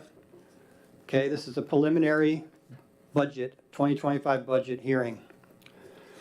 Okay, as I read before, I'll read this again. Members of the council, this is a public hearing. We have Director Chambers to give us a short overview. At the conclusion of that overview, she will be available for questions or comments. Then we will take public testimony. So we'll start out. Anybody from the council have any initial questions or comments before Director Chambers? Okay, Director Chambers, you have an overview for us? Yes, thank you, Mayor. So tonight's public hearing regarding the budget, we just have some of the larger numbers included. And I would like to point out that these numbers do include the changes that we've discussed in the prior budget study sessions. So as of right now, with the changes that have been made, our beginning fund balance for 2025 is just over 17 million. We have just over 25 million in revenue, 27 million in expenditures, leading to ending fund balance just under 15 million. This creates a total budget of $42,202,199. And what that means when we're looking at the total budget number, that means each side. So our beginning fund balance plus our revenues are that number, and then our expenditures and ending fund balances are also that number. And with that, I'll open the floor. Questions from the council for Director Chambers? Okay, at this point, we're going to, City Clerk, is there anybody signed up for this public comment?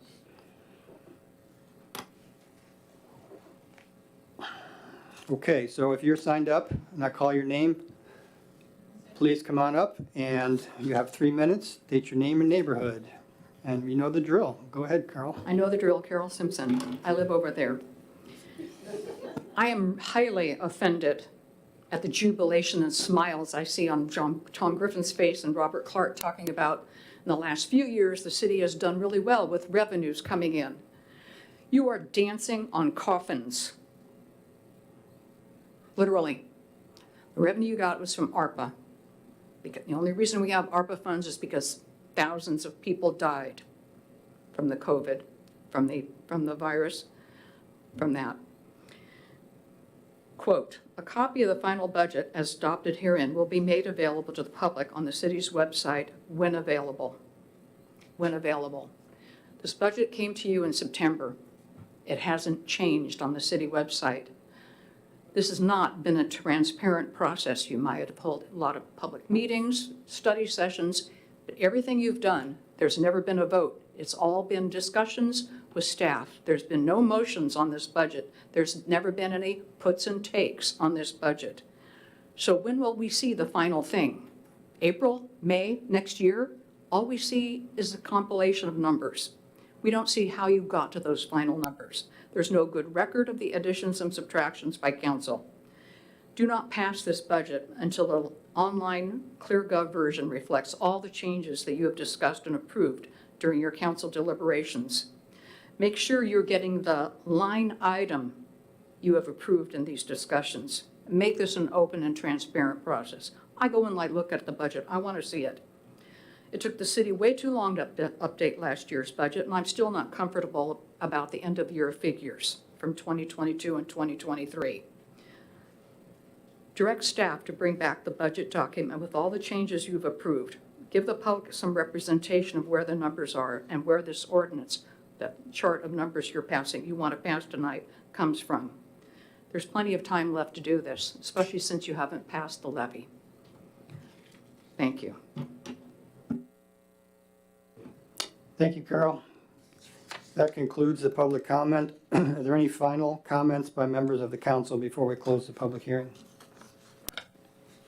Okay, seeing none, the second public, did you have a comment? Okay, the second public comment is closed. Moving on our agenda, we have no unfinished business.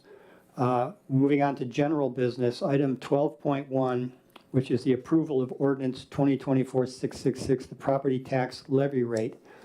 We just discussed that under item 10.1. So at this point, we're going to move on to item 12.2 unless somebody wants to further discuss what we already discussed. Okay. All right, item 12.2, approval of ordinance 2024-667, adoption of the 2025 budget.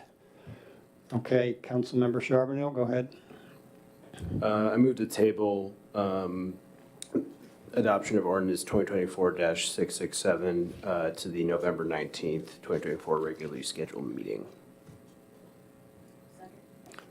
Okay, it's been moved and seconded to move adoption of the 2025 budget ordinance 2024-667 to the November 19th meeting. It's been moved and seconded. Councilmember Charbonneau, you want to say anything? Yeah, I mean, I don't think we're going to agree on this tonight. That's my logic there. I think, I personally feel like I benefit from sleeping on it. I think we could talk to each other more in between. I think we would probably be repeating similar arguments to what we just did. And I think it's, we still have time before the end of the year to adopt the budget. And I think we're just candidly not going to, I think we're going to be split 3-3 on it. So I think I'm just going to move to table it. Councilmember Sherlock, any questions, any comments? Okay. I agree with both of you. So let's, we have a motion on the floor to postpone adoption of the 2025 budget and move discussion to November 19th meeting. All in favor, say aye. Aye. Aye. Opposed? Okay. That item 12.2 will become a new general business item in the next meeting. Okay, moving on, item 12.3, the discussion of the council vacancy appointment. City clerk or city manager, who's going to lead us on that? Pretty straightforward. Good evening, Mayor and Council. Before you tonight is just a staff plan of what we're presenting. We have a vacancy and we need to fill it. So what can we do as a council to get that filled sooner rather than later? As the agenda bill states, we have until January before it heads to the county. So preferably we would handle it here before it has to go there. So before you was a few documents in the packet. There's sample questions. Those were based off of what we did in the last vacancy. That's for the council to decide how they want to move forward. The goal here would be to open this tomorrow, solicit applications until right before Thanksgiving. As soon as I receive and close that period, I will be giving all those applications to the council for review. It would be a part of the next open meeting, which is December 3rd. And so trying to move this along as quickly as possible. The goal here would be to open it up for applications tomorrow, close it towards the end of the month, and then have this be a topic for public discussion at the beginning of December. So anything up there is open for you to amend. There's applications, there's lots of good information in there. So if the council wants to amend any questions, I know that got brought up earlier, happy to implement any changes you might have. And with that, I'll take any questions. Okay, so let's start with the easy one. Does any council member oppose the timeline proposed by the city clerk? Go ahead. Thank you. So I have a question about the timeline. I like it. I think that my concern is the idea of doing interviews on the December 3rd feels, just because we won't have met after receiving the applications, until the 3rd. So I guess I just don't understand how we would decide who we're interviewing. Well, I guess the real question, and that we can't even answer tonight, is how many people will apply. So if we had 40 people apply, well, then we're gonna need to narrow that down to a realistic number that the council can actually entertain. If we only have 4 people apply, it wouldn't, in my opinion, it would not be unreasonable to say, hey, let's take all 4 tonight. We have the time and the energy to take all 4. We could, and we might find a nice number right in the middle where we are undecided. The council could make a motion to say, we want to interview applicants A, B, C, and D, and thank you to, X, Y, and Z. We're not going to move forward with yours. That will have to be discussed, obviously, open. There is an option that you all could have an executive session to discuss the qualifications of the candidates. That would not obviously be open, and then come back and publicly dismiss, candidates X, Y, and Z if you wanted. So would it be a long meeting? Potentially. It really depends on the folks that want to apply. So I wouldn't say it's unreasonable, but then again, depending on the number, it could very well turn into something else that we may want to limit. Last vacancy, I recall 8 or 9 candidates total. So Okay. hope that helps. Yeah, that does. Thank you. That just helps us understand that it just depends on how many people apply. So appreciate that. Thanks. So I have a question for you, City Clerk. So if the job, and this is going from my experience in business, but if the job is advertised with, say, 3 minimum qualifications and all the people meet those, you have to interview everybody. You can't, because they've met the minimum, you can't say, well, we really meant that you had to do this too without saying it. So if there's 40, we have to interview all 40, correct? Isn't that legally the way to do it? Because they could all say, I met the minimum qualifications. Why didn't you interview me? Well, and I'll invite Scott or City Attorney Chambers to chime in. From what we did previously is it was recommended that we do limit them so that we didn't spend all day, every day. You would turn this into special meeting after special meeting depending. Ultimately, you all have to decide, a majority of council has to decide on who they want to pick. You can't pick all 40. So at some point, somebody has to make the motion to say, although we can appreciate the effort put into the application process, I want to choose so-and-so and whoever you choose. So while you could say, well, legally, we need to interview all of them, we can't choose all of them anyway. So there isn't, I don't know that there's a legal standing that you have to interview all just because they're a legal voter, they're they live in the city of Newcastle. That being said, to ensure that who you do interview meets those very minimum requirements, that's my job in those few days, is to verify those things. So whoever does come before you will be vetted before they come before you, if that makes sense. Okay, so then what I propose, open to comments, but we'll just see how many people we get, and on December 3rd, we'll kind of make a decision, like how we're going to interview and who we're going to interview.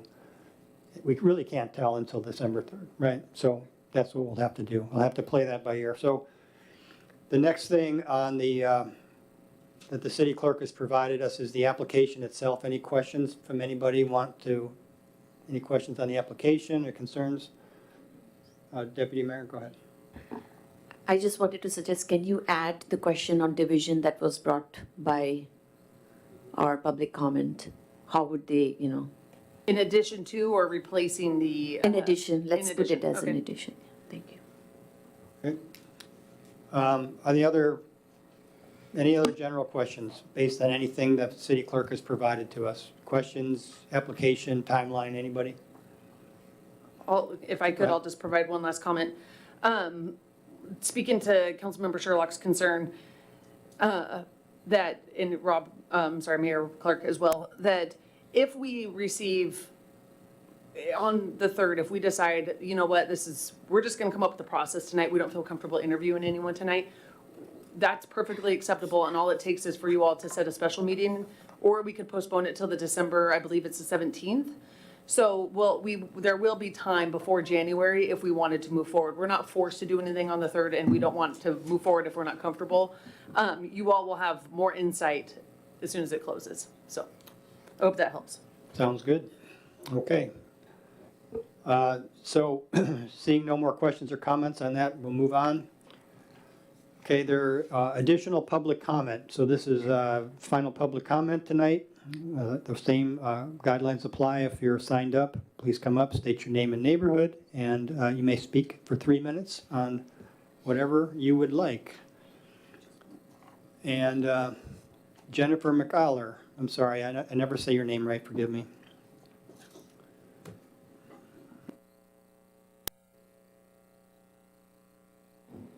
I'll be really quick. Jennifer McAleer from China Creek. I just wanted to comment on two things. First, talking about Councilmember Griffin's comments tonight. I just wanted to say I think we're all really tired of hearing about the same failed ethics complaint against Councilmember Charbonneau.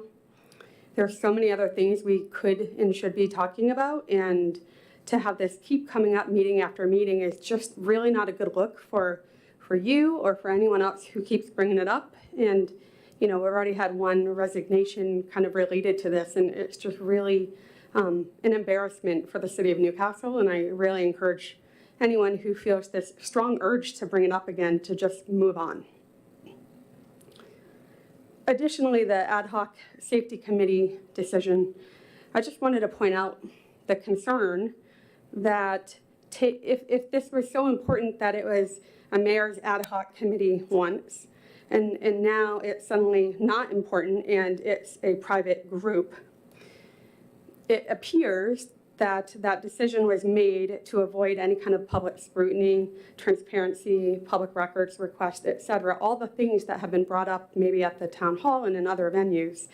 And so I just wanted to point out that, you know, at the end of the day, I don't believe Newcastle is any safer with this group being a private group. And in fact, I'm wondering kind of who's going to protect us from this group in their kind of made up, unappointed powers. And so it's a huge red flag that that decision was made. If it was once so important, there was an ad hoc committee, well, what happened? So I just wanted to point it out. Thanks. Thank you. Okay, that was nobody else signed up on public comment. That concludes our second and final public comment. Moving on to the planning calendar. City manager. Thank you, Mayor. For the November 19th meeting, we'll have the budget adoption ordinance on that meeting as well. It looks super heavy, but a lot of it is on consent. Renewing some of our contracts, doing new contracts, so 2005 landscape maintenance, our janitorial contract, street sweeping, so a lot of them are consent items, and a lot of them are possibly consent items that we'll talk about with our agenda review committee. Really what we want to make sure is in front of the council is that we are going to have the planning commission join us. And one of the things that we want to kind of talk about is whether it's worthwhile to meet early and do a study session with them, or if we want to do that as a part of the regular meeting. While there are a lot of consent items, there are also several general business items, and so want to put that in front of the council as far as how we'd like to address that with doing a joint session with the planning commission. Any comments on that? How we want to do that from anybody? Just from, go ahead. I would just comment that I thought when we did the study session initially, where it was its own session prior to the regular meeting, and we had really good planning commission attendance, I thought that felt more like a joint discussion than when we did it as a part of the regular meeting and we didn't have as many of them here. I don't know if that's a consideration we want to have as far as how, I just thought those two meetings were very different, and we did one as an early study session and one as part of the regular meeting. I propose we do it early at 6 o'clock. Anybody object to that? Okay. Is Director Fitzgibbons, is an hour plenty, you think? I believe so. Okay. I do have a question for you, Director Fitzgibbon. So you sent an email out to us today saying that when the public comment period ended, there was going to be a meeting or discussion, right? Was that with us, or is that just a planning commission discussion? Wasn't sure about that.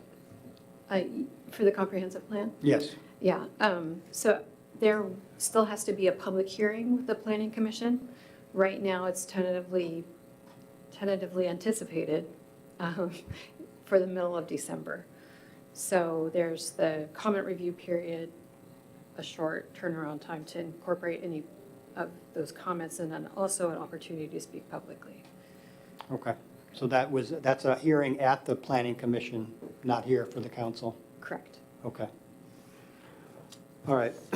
So selfishly, where I'm headed here is we have traditionally canceled the second meeting in December, and, you know, I'd kind of like to hear that, somebody from make a motion, but we do have a lot of stuff. So I don't want us to be pressured, because, you know, if we can't make a decision at December 3rd about the candidates, we have to have a meeting again. But I would propose, this is just me, I would propose that December 3rd, we have a meeting, if we can't come to a decision or we decide to wait, that we immediately have a special meeting without waiting 2 weeks and then getting into Christmas. Again, it's totally selfish on my part, and I know some of us have plans. Any comments on that, any thoughts on that? Like, my suggestion would be December 3rd, regular meeting, then a special meeting if and when necessary, within a few days or a week or something like that. Go ahead.